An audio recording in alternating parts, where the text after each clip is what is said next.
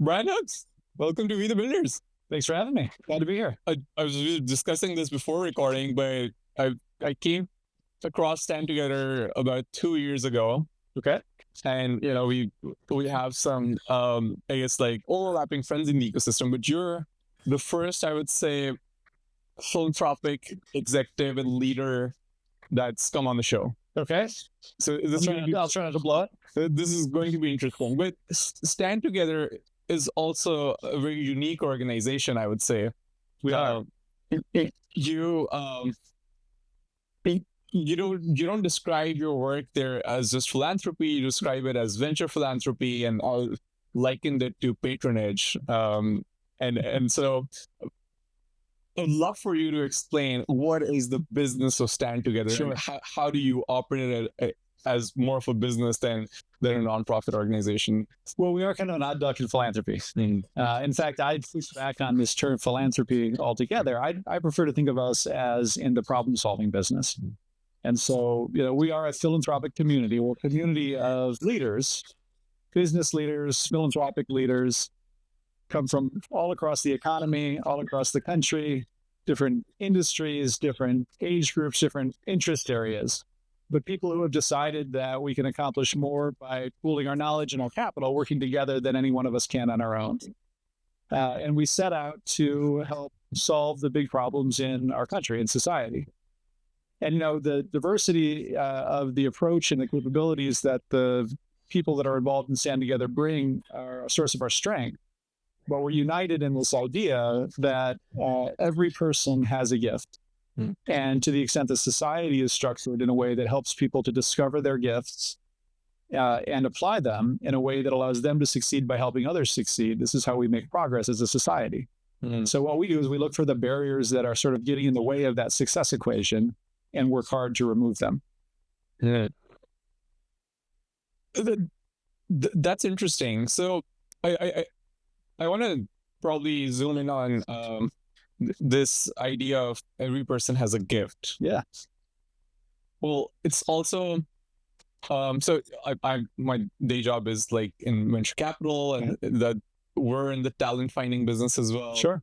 So in many ways, does that like make you in the talent hunting business as well, but different sort of talent on different missions? I don't know if it's a different sort of talent, and I'm not sure that they're in different missions. I think that we probably have very different capabilities, right? And so we try to be capital agnostic is the way that we talk about it internally at Stand Together. We want to make sure that we have the right kind of capital to meet the entrepreneur, the social entrepreneur in our case.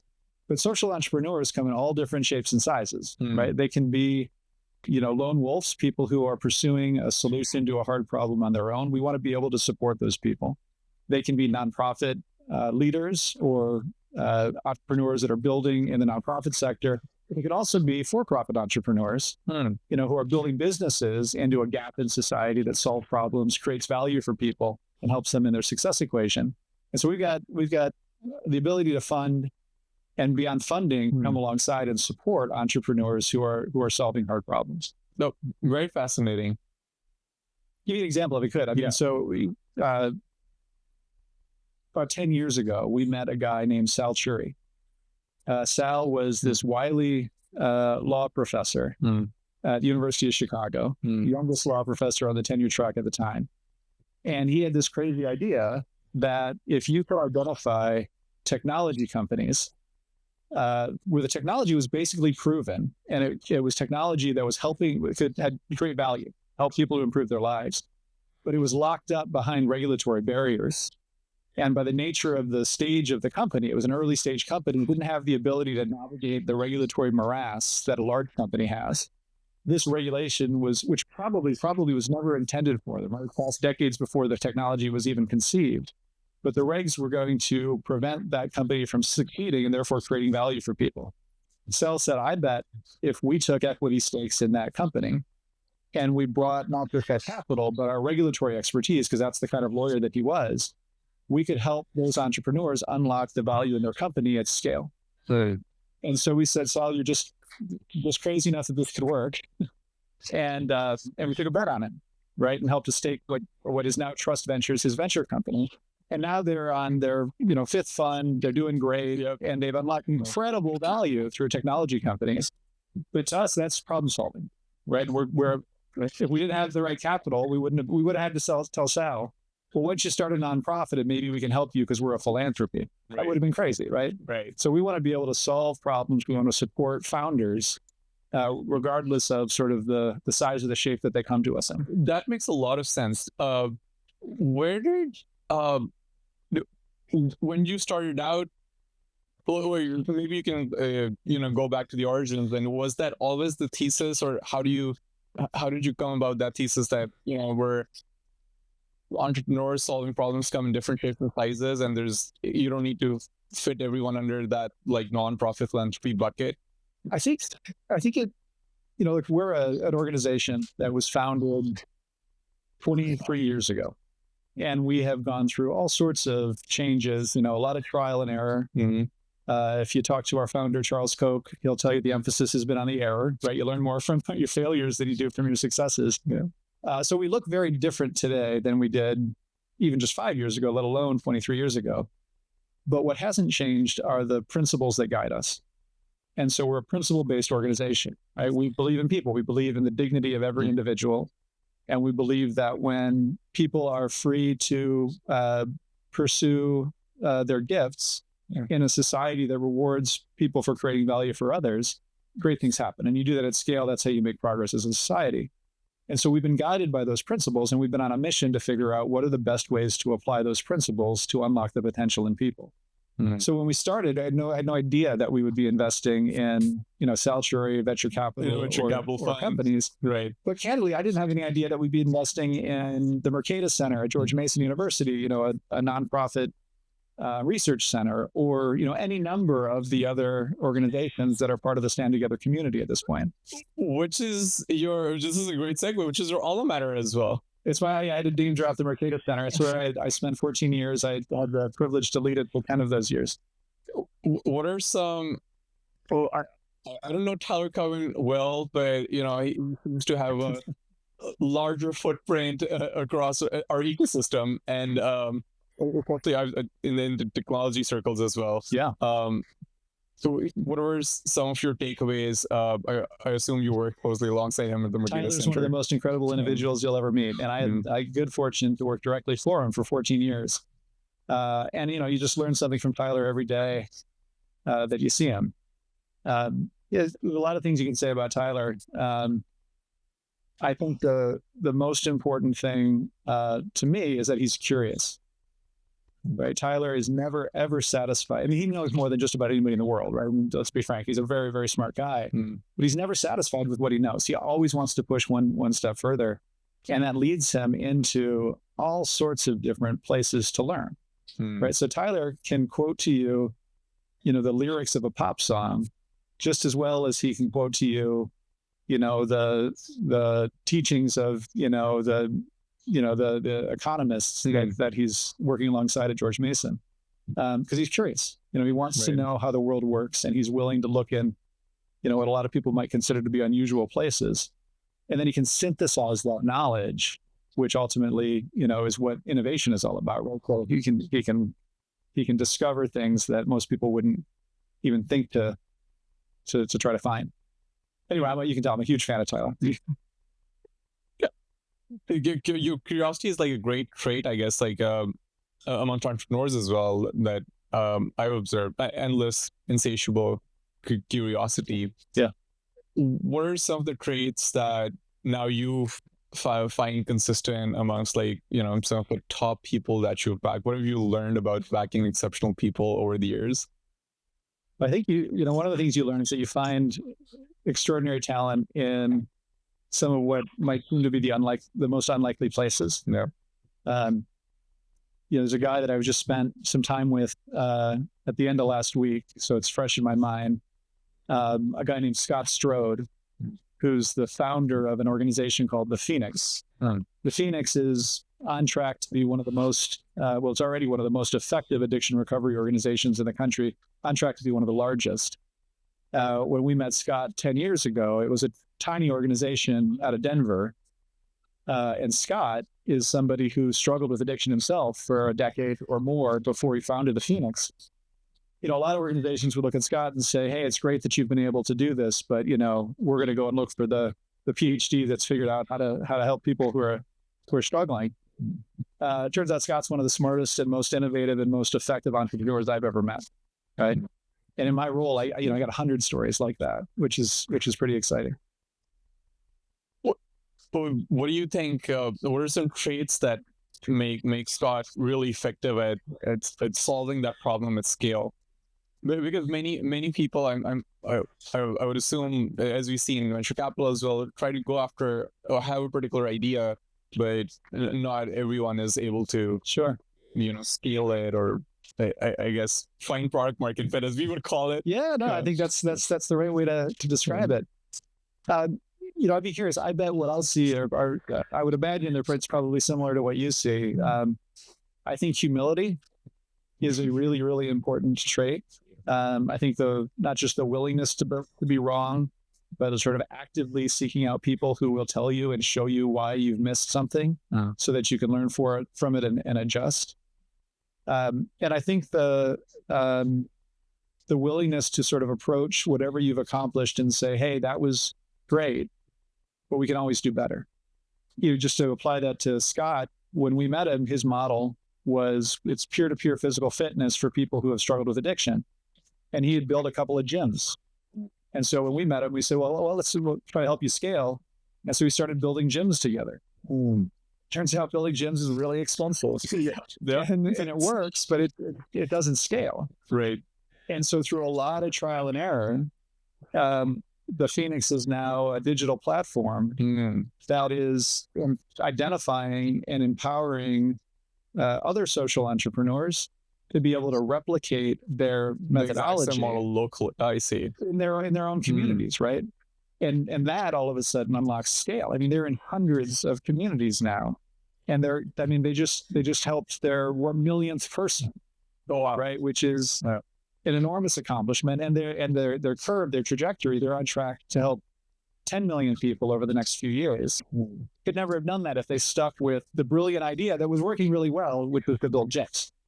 So humility, I think the willingness to sort of discard what's worked well and move on to the next thing.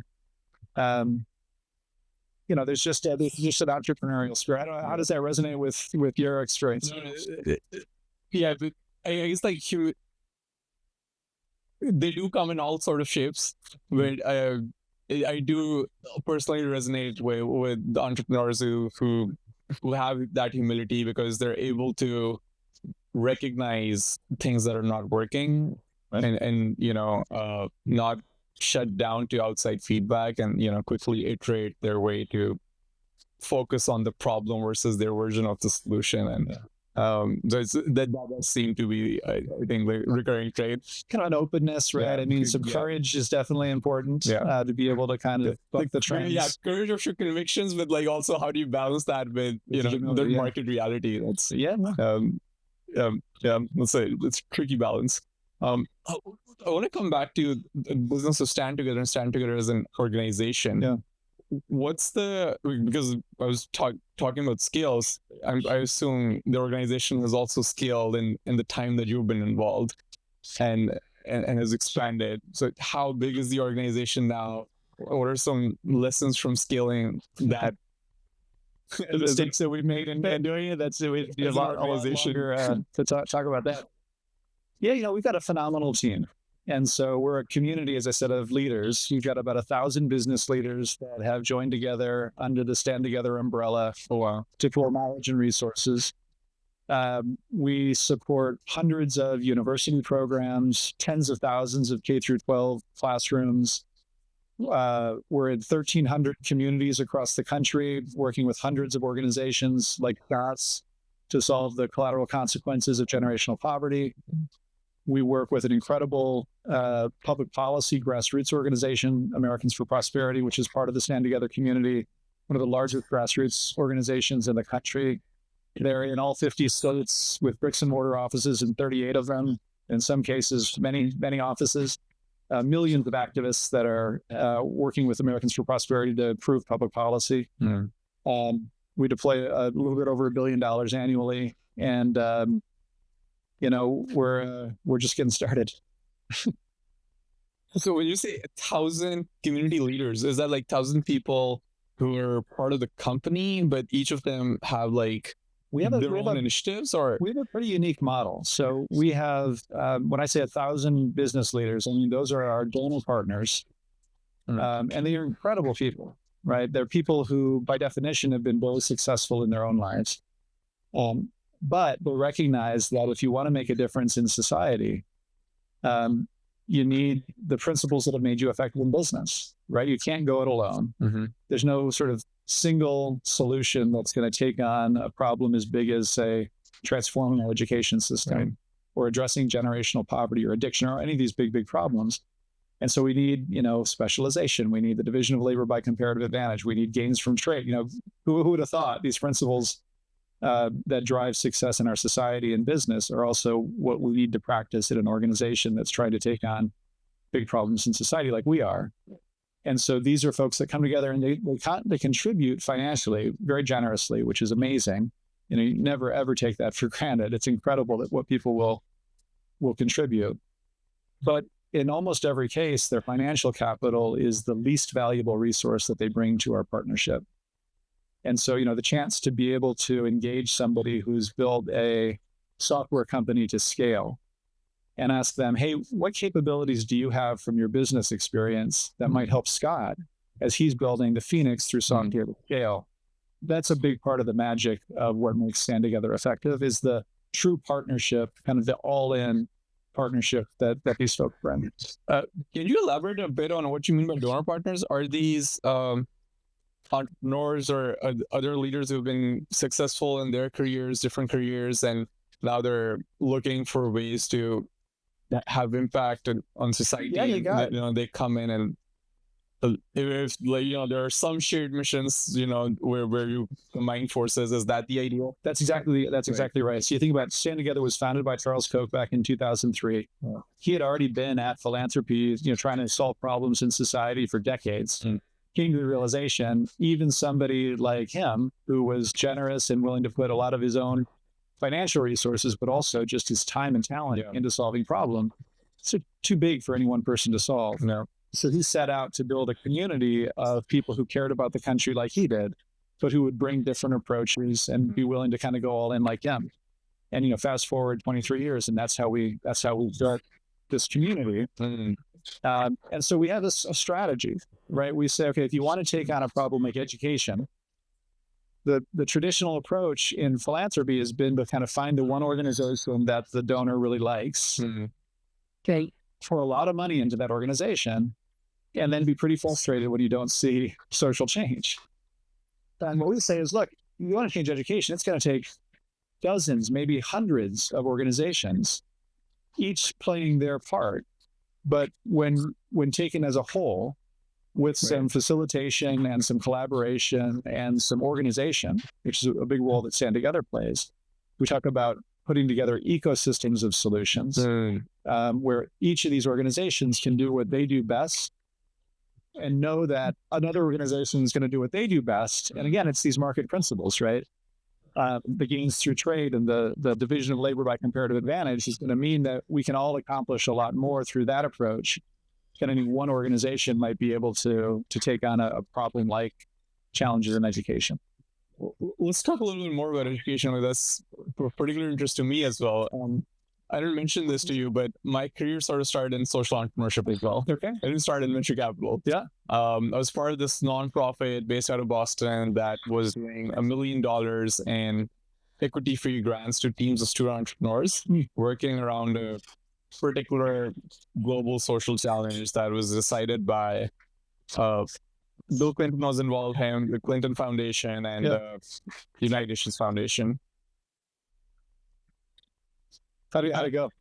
Yeah, I was going to say that didn't work out. So that's where my critique of sort of social entrepreneurship comes from. And then, I guess so you've probably seen many of those approaches as well.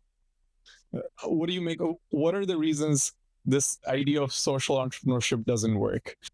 And how do you think, like, whether that's from seeing others operate or run experiments or your own, what have you learned from those to look, do things I want to differently? be very, very clear, right? I mean, I'm Right. not here to tell you we figured it all out by any stretch. Yeah. And, in any field, Right. Business is littered with failures in order to find those successes. And I think that that's true certainly for philanthropy or social entrepreneurship. Yeah. But I think that there are some pretty basic things that are missing from the typical approach to solving problems in society. You think about the field of philanthropy, I think about it as a lot of very big aspirations and not a lot of strong operations. And so a lot of people will say, hey, I want to take on, so let's stick with education. And as I said before, they'll find the one group. That doesn't make any sense, right? I mean, there's 55 million kids in K through 12 in our country. It's going to take a whole lot more than, a couple of sort of silver bullets to try to solve this problem. So again, I think a lot of people have approached solving big problems in society in ways that they would never approach building their business. And so applying some of these just basic ideas, again, in education, just stick with this. We think about needing to take a comprehensive approach. So just in the past 5-6 years, we've seen tremendous progress in improving the K through 12 system in the United States.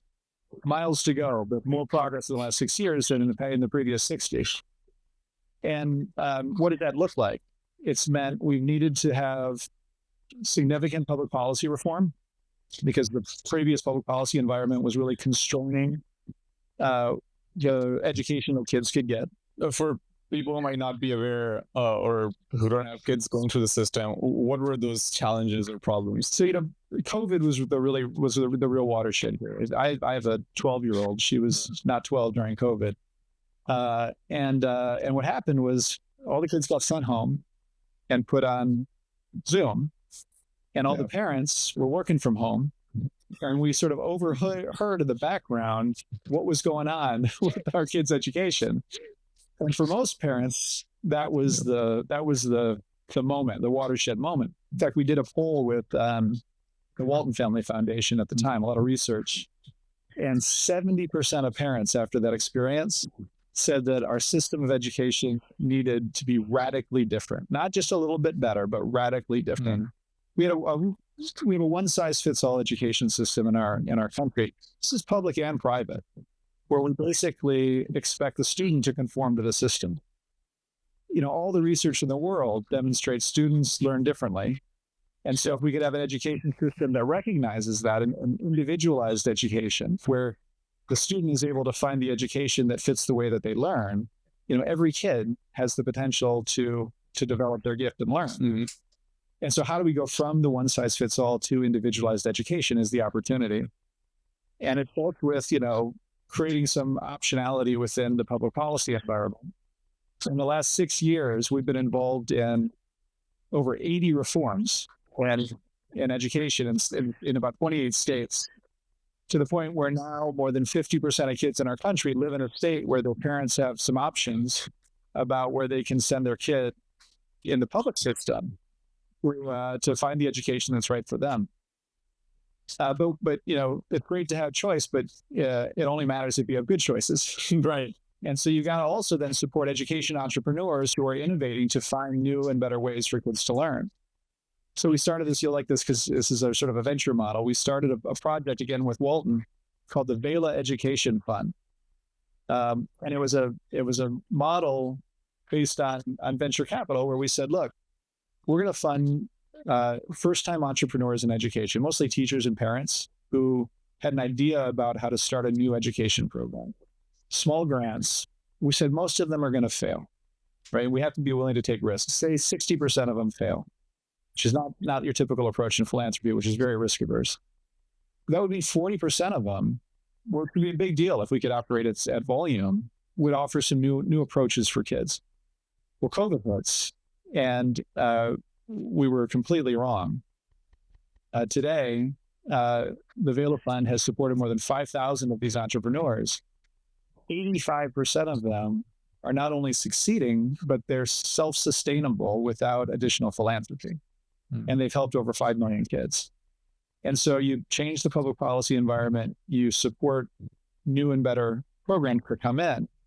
There's a number of other things that you have to do, right? You have to make sure that kids who are in tough communities have the basics so that they can benefit from education. So a lot of the community programs that we support, we see as part of the overall strategy to improve education. And then ultimately, you've got to get the business community involved, because if you've got a bunch of kids that are going to schools that don't produce your typical credentials, you got to have businesses that are willing to recognize the talent and create the demand for. So anyway, it's a longer story, but this is an example of how, when you actually bring people together and you take a comprehensive approach, you can get pretty significant results.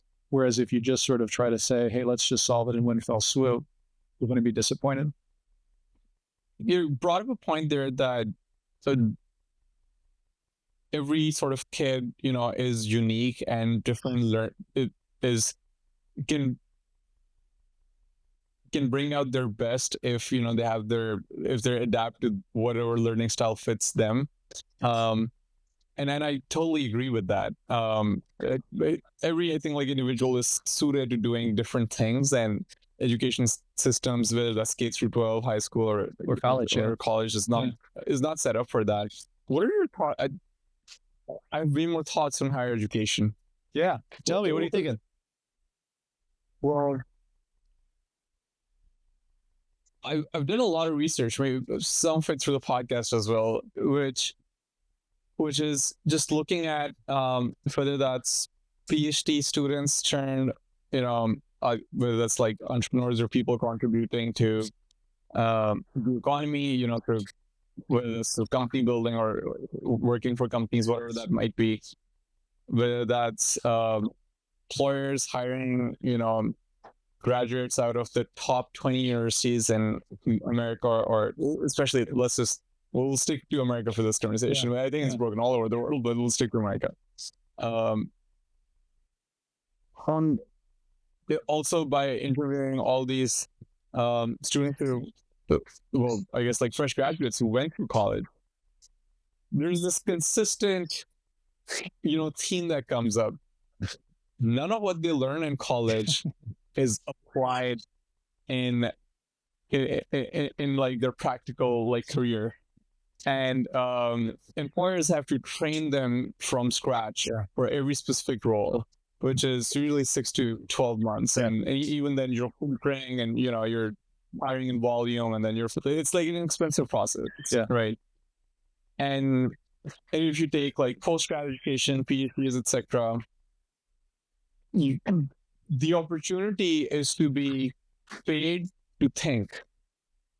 The opportunity is in apprenticeship, because you're in most of those institutions, your PI has different interests and doesn't really have the time, or he's the chief fundraiser for the institute, right. He or she. So the incentive system is just set up very differently, right? So the apprenticeship you thought you were going for is not there, and then a 5-year program, like whatever they need to accomplish, they're usually done by the end of 2 years.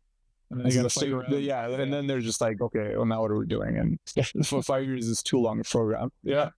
For that. So consistently, and some of these might not talk about some of these stories publicly, because those top 20 brands still have an incredible network.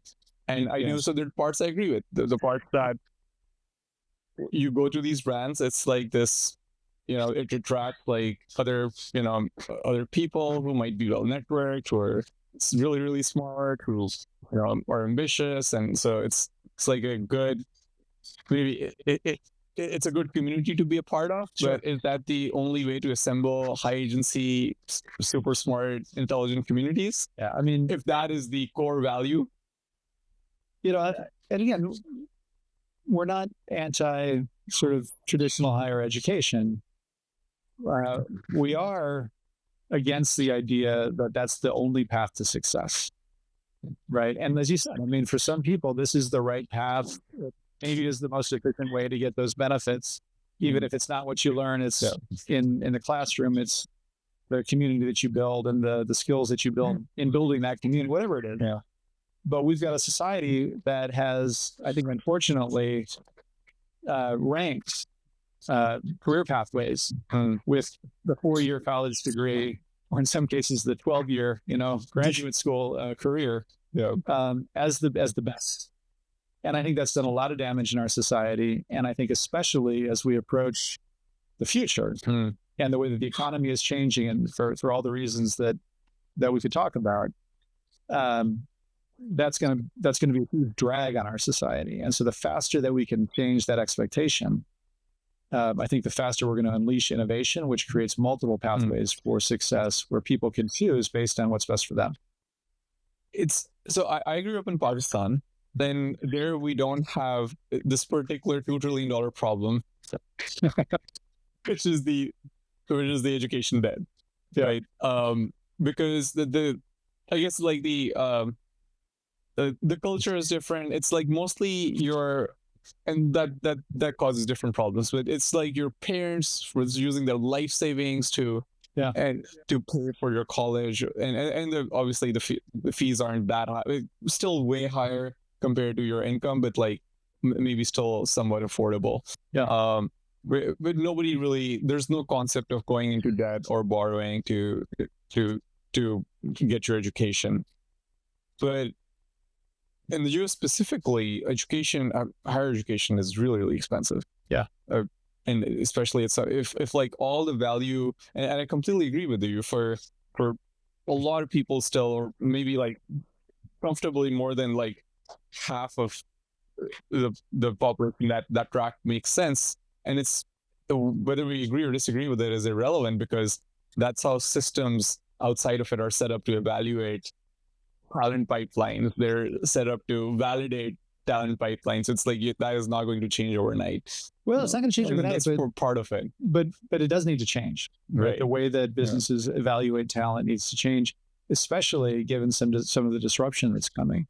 And so if you've got, You're referring to AI? Well, I think AI, is kind of the catch-all these days, but right. I think it's just the pace of change across all of our institutions has increased dramatically.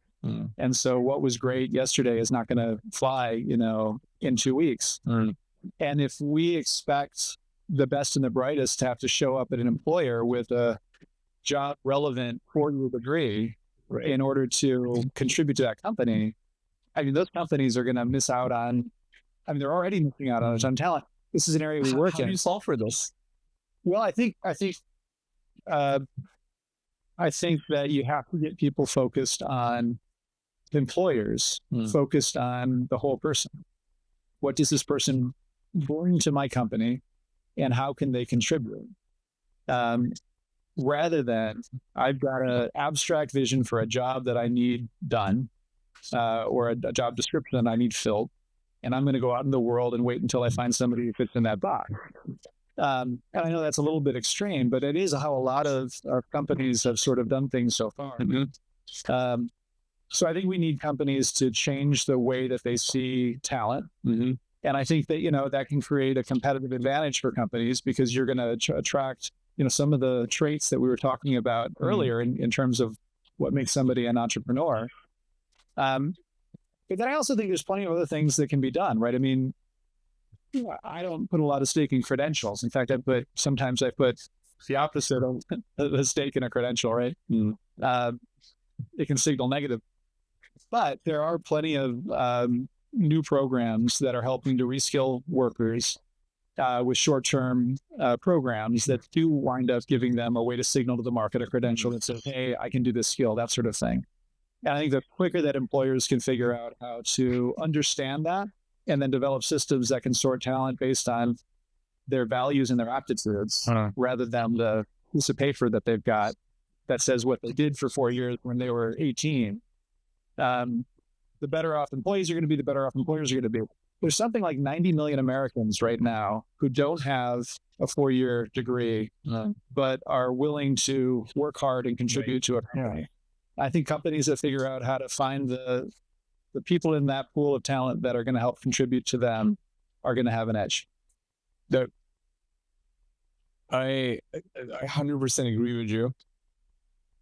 Practically, does that happen through these newer institutions who come up with, more of these like 6-month, 12-month training programs? Does it look like is it like a trade school? Is that, I think it's all of the above. do we need to bring that, make those popular, make those the sexy credential, and I don't rebrand them maybe? I tell you what is more attractive? A 26-year-old that just spent 5 years in an undergraduate program and is now sleeping on his parents' couch, or a 22-year-old who put 4 years into an apprentice program to become a plumber and is now making a couple $100,000 helping to plumb new data centers. I mean, I don't think we have to do. We shouldn't have to do a lot. And by the way, is doing meaningful work, and helping to build a life for himself and herself and her family. I do think we need to change the expectations in our society, but I think the market is doing a lot of the work right now. I think there's supply and there's demand. So we've got to make sure that the supply is there, that these programs are there for the people who for whom they're the best fit.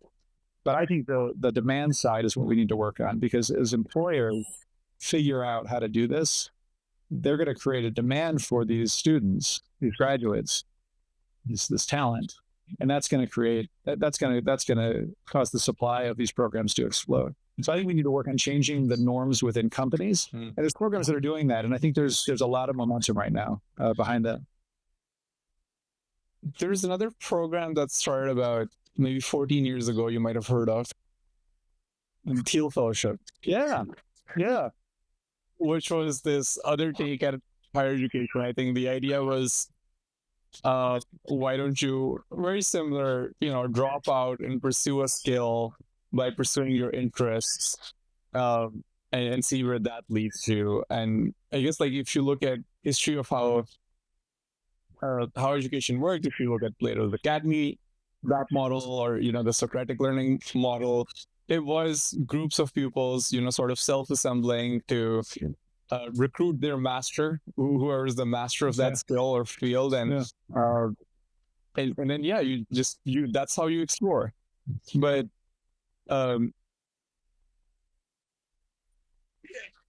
don't know if that can scale, because the Thiel Fellowship wasn't built for scale, right? Like, I haven't seen many models since, and I don't know. I think that is like the right model. I don't know. I'm curious to hear your thoughts, but I don't know how that scales, something like that. I think two things. We've been using the university model. Wise professor gets up in front of, eager young learners and empties everything that they know, into their brains, right? For what? 1,000 years? At least 400 or 500 years. Yeah. It hasn't changed much. Yeah. If you, transported back into time and saw it, it would smell a little worse, right? But it would look pretty much the same. Right. So you look at something like the Thiel Fellowship, you look at something like some of these other innovations, in the scheme of things, it's been a very short amount of time for this sort of new innovations to take root. Yeah. So I think that's one thing to keep in mind. And I think there is real momentum right now, for all the reasons that we talked about and more, to be very optimistic and to expect that there's going to be an explosion of these sorts of things, as long as we don't create barriers that are going to make it hard for them to scale and to spread. I also think it's hard to go first. Yeah. Right. It's and congratulations to Peter Thiel for having the courage and the foresight to sort of say, hey, maybe we could try something different after 1,000 years.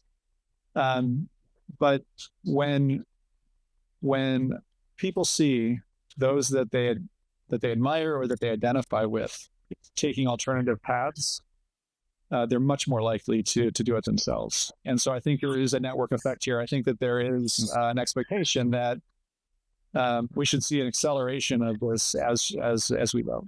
Are there similar initiatives you're involved with that you can publicly talk about? Yeah. In fact, we've been working with Mike Rowe, for instance, for probably the last decade. Mike Rowe made his name as a TV host of a show called Dirty Jobs, which celebrated the dignity of work. right? And Mike's passionate that there is no second best, right? That the guy that's, who's more valuable, the fourth-rate astrophysicist or the guy that can fix your toilet?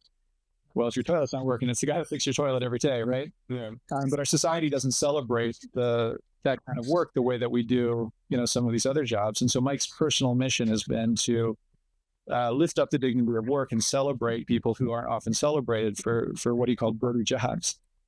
I was talking to Mike last year, and he said, I think the world has finally caught up with me. Mike has a scholarship program. He calls it Micro Works, to help support kids, people who are going into what we used to call vocational programs. Sure. And he said last year there was a 10-fold increase in the number of applications to that scholarship program. So people are waking up and recognizing, hey, there's a lot of different ways that you can live a successful life, a life of meaning, a life where you succeed by contributing to others, and it doesn't just have to be sort of that one path. So I think Mike's program is a good example of that. We work with a project called the Human Potential Network, which is a group of several dozen businesses that recognize the strength in numbers, and they can learn from each other, who are experimenting with transforming their hiring processes to be able to bring that kind of talent in. And there's a lot of other programs like that. Well, Brian, thank you so much for coming on. I think we could have gone deeper on the education a bit, but to be continued. Well, let's do it. This is my first time doing a podcast in a windstorm too. So no, I know. So congratulations to you for pulling it off. For pulling it off.